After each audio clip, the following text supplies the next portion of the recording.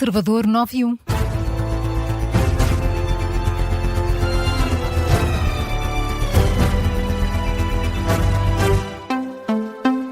As notícias com Luís Soares. Os Estados Unidos voltaram a atacar o Irão. Esta noite aconteceu pela segunda noite consecutiva. Em resposta, os iranianos atacaram bases norte-americanas nos países do Golfo e encerraram o Estreito de Hormuz. Com registro de ataques contra bases militares norte-americanas no Bahrein, no Kuwait e na Jordânia, o espaço aéreo do Kuwait chegou a estar encerrado, mas foi entretanto reaberto esta manhã.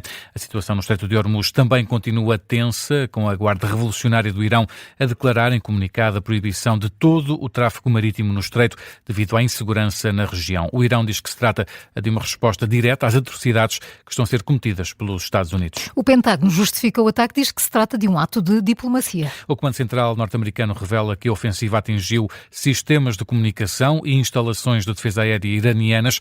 O exército norte-americano diz que disparou contra alvos iranianos que representavam uma ameaça às forças dos Estados Unidos e a navios comerciais internacionais perto do Estreito de Hormuz. Em consequência desta nova onda de ataques, de parte a parte, o preço do barril de petróleo voltou a subir. O Brent de referência para a Europa estava esta manhã a ser negociado já acima novamente dos $90 por barril. Connosco em direto está Filipe Garcia, economista e analista de mercados financeiros. Bom dia, Filipe. Obrigado por se juntar a nós. Como é que tem estado neste início de manhã a negociação do preço do petróleo? Olá, bom dia. Os mercados têm estado cada vez menos impressionados com aquilo que se vai passando no Médio Oriente e a sensibilidade é cada vez menor, porque apesar de ter havido uma subida ao início da manhã, estamos agora com preços muito semelhantes aos do fecho de ontem, com $92,5 no caso do Brent, e também com outros mercados de energia, como o gás óleo e o gás natural, pouco alterados ou até em queda, ou seja, há cada vez uma reação menor a estes eventos. Também tem a ver com o facto de até agora não ter havido verdadeiramente escassez de produto. Os Estados Unidos transformaram-se com esta crise e também com a guerra na Ucrânia no maior exportador de petróleo do mundo, já ultrapassaram quer a Arábia Saudita, quer a Rússia, e nesta fase o mercado vai percepcionando aquilo que está a acontecer no teatro de operações, por assim dizer, de uma forma como se tratasse de mais uma manobra negocial de parte a parte e, portanto, não há uma reação assim tão adversa, exagerada quanto isso, exatamente. O facto é que este conflito tem feito novamente subir a inflação e hoje há também uma reunião do Banco Central Europeu para tomar uma nova decisão de política monetária e provavelmente, Filipe, haverá aqui uma subida das taxas de juros por parte do BCE. Haverá certamente, está mais do que telegrafada, haverá uma subida para 2,25%, portanto 25 pontos base de subida nas taxas de referência. Será a primeira vez em cerca de 3 anos. O mercado também está à espera que vá haver mais subidas, já em setembro mais 25 e mais 25 até março do ano que vem.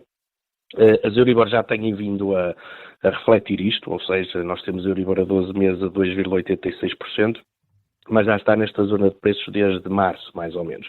Mas há muitos economistas que consideram, e eu sou um deles, que considero que isto pode ser um erro de política monetária, porque a fonte da inflação nada tem a ver com o sobreaquecimento da economia e esta subida de juros não vai alterar nem a inflação, que tem uma fonte exógena, que são os preços da energia neste momento e também de alguns alimentos, nem vai afetar também as expectativas de inflação futura. Portanto, é uma situação diferente daquela que aconteceu, por exemplo, no início da guerra entre a Rússia e a Ucrânia, é isso? Eu por acaso, até acho que ela é relativamente semelhante, isto é, estamos a falar de fatores exógenos que provocam a subida de preços, em que depois a subida das taxas de juros acaba por deprimir ainda mais a atividade económica, mas tem efeitos práticos na inflação, porque a fonte da inflação não é essa.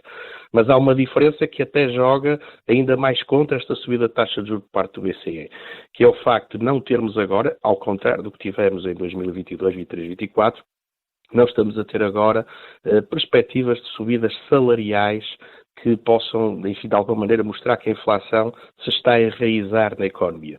E, portanto, acaba por ser um movimento que o BCE me parece que vai fazer apenas para não ser acusado de não fazer nada, mas que do ponto de vista de impacto económico não parece que venha a ser o mais significativo e vai simplesmente a subir os custos de financiamento numa economia europeia que já está em desaceleração e com uma performance relativa muito pior face aos outros principais blocos. Filipe Garcia, muito obrigado pela sua análise. Filipe Garcia, economista e analista de mercados financeiros, a ajudar-nos a olhar para o impacto destes mais recentes ataques. Novamente, uma segunda noite de ataques entre os Estados Unidos e o Irão. Destaque agora para traz novas informações sobre o caso Olatiu, o padrasto que terá tentado abusar da enteada de 12 anos. Já teria tentado aliciar a rapariga noutras ocasiões. É um caso que remonta à madrugada de 2 de maio. A menina de 12 anos seguia no carro com a mãe, o padrasto e o irmão bebê. A mãe estava a dormir e, de acordo com a PSP, o padrasto terá tido comportamentos impróprios que levaram a rapariga a sentir-se em perigo. O observador sabe que não foi a primeira vez que a rapariga percebeu que o companheiro da mãe a tentava aliciar. A menina ligou de forma discreta para a linha 112, usou uma linguagem codificada para denunciar uma tentativa de abuso sexual. Deu informações sobre o carro e sobre a morada de casa e o agente da PSP que atendeu a chamada conseguiu perceber a situação de perigo iminente. O alegado abusador, condutor do veículo, foi identificado quando a família chegou a casa na zona da Grande Lisboa. A Rádio Observador, o superintendente Carlos Martins, coordenador nacional do 112, explica que a denúncia foi feita com perspicácia de ambos os lados. Inicialmente, aquilo que mencionou é que estaria a falar contigo, portanto a chamada começa com a famosa frase que já deu título da notícia Olatiu, e seguidamente quando o operador do 112 lhe disse que ela não estava a falar contigo, estava a falar com o 112, a criança respondeu eu sei, e a partir desse momento o operador percebeu que havia ali alguma coisa que poderia estar em causa, nomeadamente que a criança não poderia falar abertamente e, portanto, existiu também uma confusão com ela, de modo a que quem estivesse do outro lado não se estivesse a perceber da chamada, ou do tipo de chamada. O coordenador nacional do 112, Carlos Martins, deixa ainda elogios tanto ao agente que atendeu a chamada como à criança que fez a denúncia. Quero só louvar realmente a perspicácia do operador e também a inteligência da criança. Acho que é a educação que as crianças têm para este tipo de situações e para o correto uso do número de emergência faz toda a diferença, e esta criança claramente estava esclarecida, muito bem esclarecida, de quando poderia fazer esse uso e como. Declarações do superintendente Carlos Martins, coordenador nacional do 112. O agente em causa recebeu um louvor da PSP pelo trabalho neste caso. O alegado abusador foi identificado e a mãe da vítima apresentou queixa. O processo está agora nas mãos do Ministério Público. Esta é a notícia que faz manchete a esta hora no site do Observador. Começa hoje o Campeonato do Mundo e por isso estamos a conhecer as equipas do Grupo de Portugal, o Grupo K. Nesta edição ficamos a conhecer um pouco mais sobre o segundo adversário de Portugal, o Uzbequistão. A seleção asiática vai estar numa fase final de um Campeonato do Mundo de Futebol pela primeira vez na história. Em estúdio está o Miguel Pina Andrade, que nos tem dado a conhecer um pouco mais sobre os adversários de Portugal nesta fase de grupos. E Miguel, o técnico do Uzbequistão é uma cara bem conhecida do futebol mundial. Sim, Luís, é o italiano Fábio Cannavaro, campeão do mundo em 2006. Levantou a taça enquanto capitão de Itália e no mesmo ano ganhou a Bola de Ouro, sendo ainda hoje o único defesa a conquistar a distinção. A verdade é que a qualificação para este Mundial não é apenas da autoria do italiano.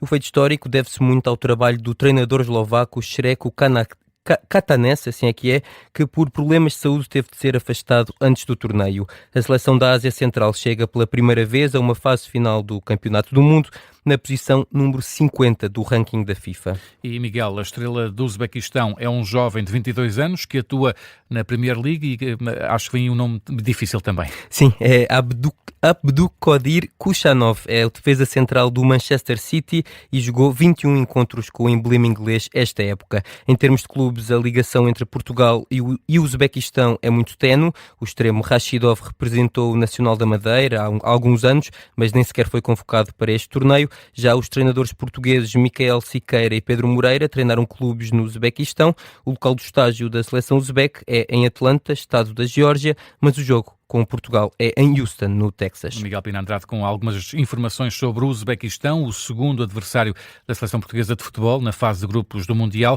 O jogo marcado para o dia 23 de junho, às 6 da tarde, hora de Lisboa. Este jogo vai ter transmissão televisiva na TVI. A Rádio Observador vai, claro, acompanhar todos os jogos do Mundial. Começa hoje o Minuto 90. Transmitimos com relato os minutos finais de todos os jogos e fazemos o resumo de cada encontro. São 9h10, hoje o explicador é sobre os discursos do 10 de junho. Temos um debate entre Pedro Frazão, do Chega, e Francisco César, do PS, mas primeiro, Luís, tempo para as outras notícias que estão em destaque. A Prestação Social Única obriga jovens com deficiência ou cancro a fazer até 15 horas de trabalho social. A proposta do Governo, que vai ser discutida amanhã no Parlamento, só exclui da obrigação de trabalho social deficiências mais severas, iguais ou superiores a 80% de incapacidade. É o que adianta esta manhã o Jornal de Notícias. Todos os distritos distritos de Portugal continental estão a partir de hoje e até sábado com aviso amarelo devido às temperaturas altas. É o que indica o Instituto Português do Mar e da Atmosfera, que prevê temperaturas acima dos 30 graus em quase todo o território continental. Há também cerca de 100 concelhos de 12 distritos do continente com perigo máximo de incêndio. Rui Costa fala mais logo aos benfiquistas para explicar o que aconteceu esta temporada e também para abordar o dossiê José Mourinho. O presidente do Benfica fala numa conferência de imprensa marcada para as 6 da tarde no Estádio da Luz, em Lisboa. As declarações surgem depois de ontem ter sido oficializada a saída de José Mourinho e a contratação de Marco Silva.